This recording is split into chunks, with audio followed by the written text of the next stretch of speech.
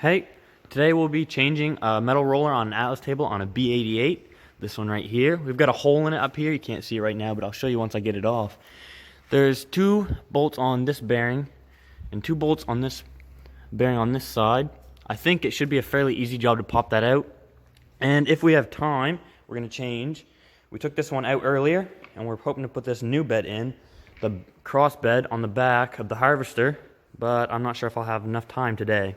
I've now got both bolts out on the right side of the roller here, it's just hanging loose. It wasn't just a regular bolt, it had a spacer so it would wiggle, the safety wouldn't wiggle as much for the dirt on the roller.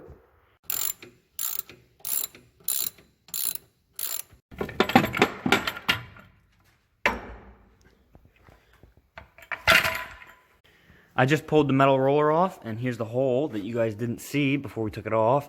We put styrofoam in it to get it through last year. I'm gonna go get the other one and we'll start putting it in. I brought the other metal roller up to the shop, and as you can see, it's a lot better shape than that old one, all beat up and holes in it. Unfortunately, it doesn't have any bearings or the roller to make it turn, so we're gonna have to take those off and install it onto the new one, I guess.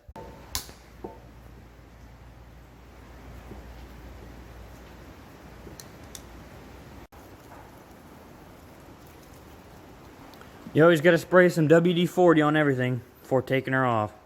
Farmer's best friend right here.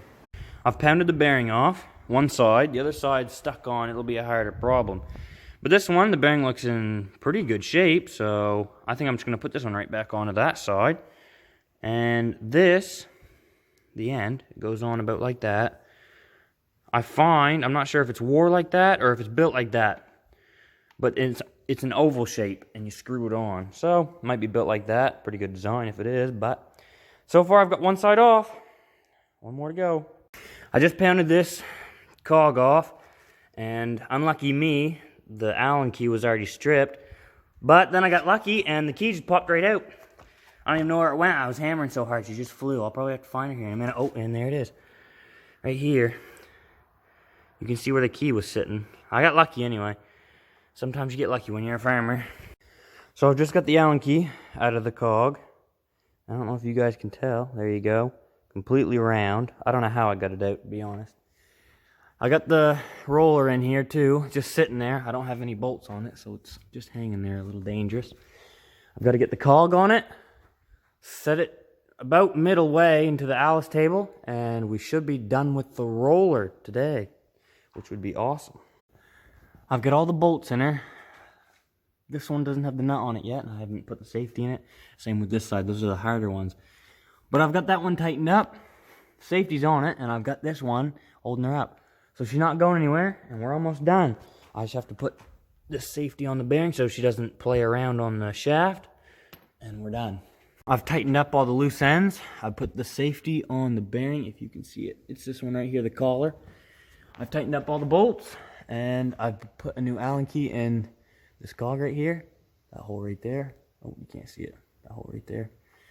And now I think I've got time to at least put the new gears on the shaft and maybe start the bed into the harvester.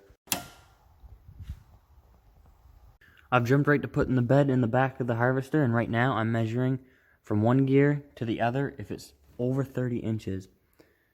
And they're inside 30 inches a little bit. From the inside of the bed on the belts is 30 inches. And you want to make sure that your gears aren't catching your beds and ripping them apart. So you always want to make sure that the gears are not going to catch the rubber and rip them. I tightened up the gears, ran over all the bearings in here, making sure they're all nice and tight and none are wiggling. The ones that were, I changed a few.